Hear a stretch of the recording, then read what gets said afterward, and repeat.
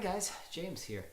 I've been working on Scarlatti for the past week, and I wanted to share some of the things I'm learning about how to practice Scarlatti. And It's really an amazing composer that I haven't played too much of before. I like to play Bach a lot, but while Scarlatti lacks a lot of the counterpoint that Bach has and the fugues and stuff like that, there's a lot of technical, I'd say, and physical challenges to playing Scarlatti.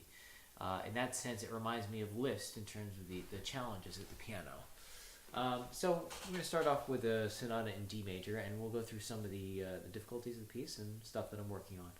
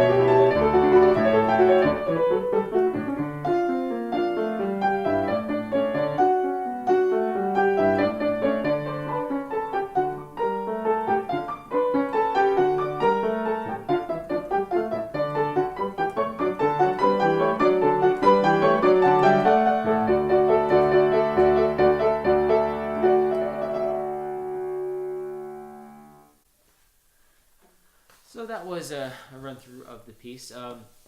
There's a couple sections in here which it's common in Scarlatti where you have the left hand crossing over the right and then jumping back to the bass very quickly. So let's go over how I would practice this. So you have right hand.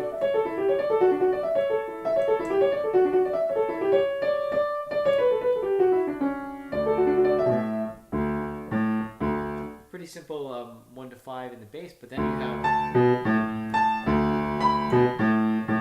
So I'm going to scoot the camera up a little bit so you guys can see a little bit better. Okay, so we're back and we have our vertical view here. Let's talk about this section where the left hand is jumping over the right hand here. So we'll take a look at it pretty slowly.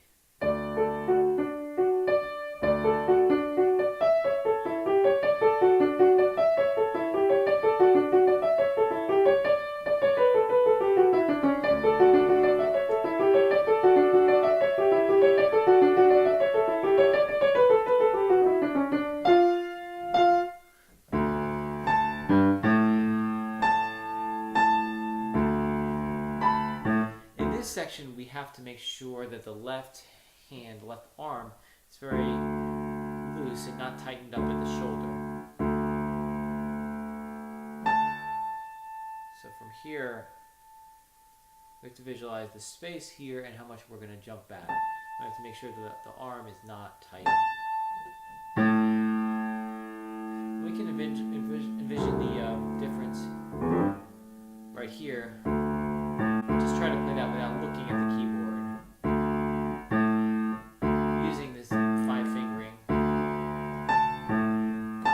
Now the right hand, I normally like to have it a little bit higher off the keys, but if I put it pretty flat on the keys, that will also make slightly less distance to travel since I won't have to go as high with the left hand. So.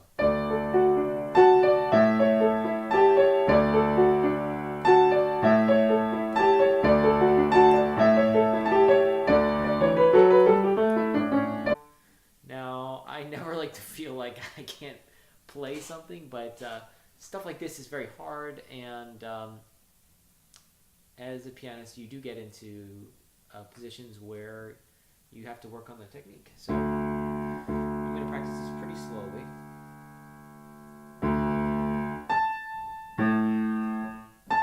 And I'm not sure using thumb or second finger on this top. The second finger has, I don't know, it's the advantage that it's the same height as the other fingers. It's not below like the thumb is.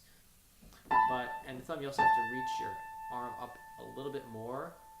And in order to keep the shoulder loose, that's a lot of... You kind of have to play up near the fall board a little bit more. The plus side is that it gives you a little bit more distance, since if you start with the second finger, your 5th finger is up here, about a 5th away for me, and you have to jump all the way in this interval.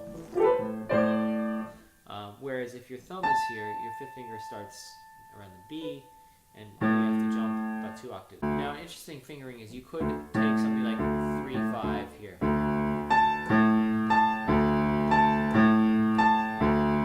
I haven't really looked at this fingering before, 3-5 in the bass, but it could be good because then you're not using the pinky as much. The right hand fingering, that's pretty clear. 5, 3, 2, 1. You could go back to 5, but then you have to lift immediately with 5. So if you can reach it, 4 is better. If you can reach the triad with 5, 4, 3 here, it's the most convenient fingering for the hand, if your hand is big enough to do it. You're going to start with 5, and then I like to change fingers to 4 maybe. If you repeat the 5, it's a little bit awkward. You can do it, but... And I don't mind using 5, 4, 3, 2, 1 and using the thumb on the black key here. But if you find it awkward to put the thumb on the black key, you don't have to do that finger. I'm not sold on it 100% myself yet, actually. But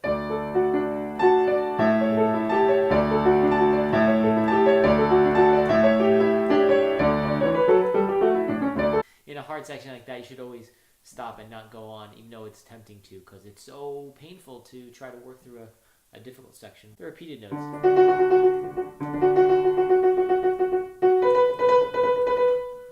Now, if you've watched pianists play this, they might crunch up their 4th and 5th fingers here. You know, play like this.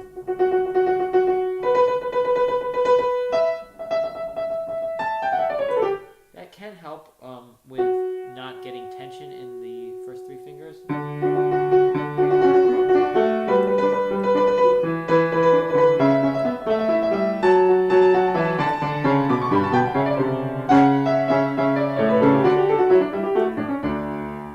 It gives you less range of motion with these fingers, so less room to mess up. Now, if you don't want to put these fingers in like that, the 4th and 5th fingers should stay still. So let's try just an exercise, just keeping them together or something.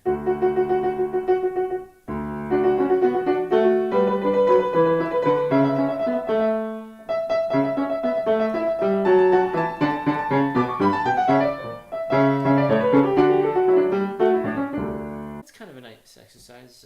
That's the first time I'm doing this. Just put the fingers together. I probably would not perform it this way, but for practicing, I think it's kind of nice. So a lot of this is kind of maybe not interesting work, but it's important to know how to do it.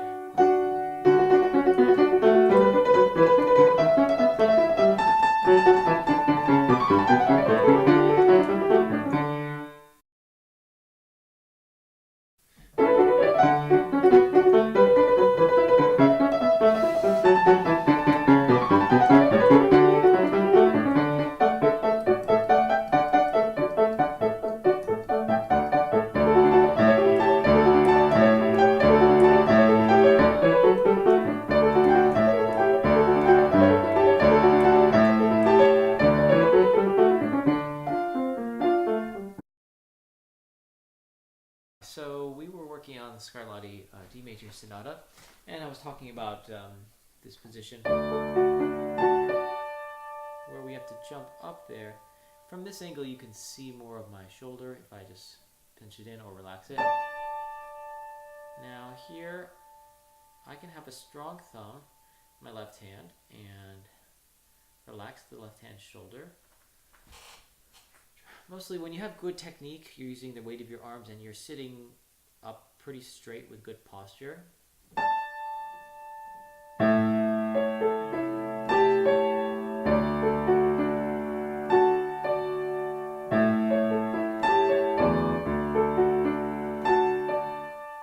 If I use kind of a circular motion coming closer to the fall board on the way up and then towards myself on the way down, it will enable me to contact the lower keys at an angle which is not jumping up and straight down, but having a little bit of motion into or out of the key here.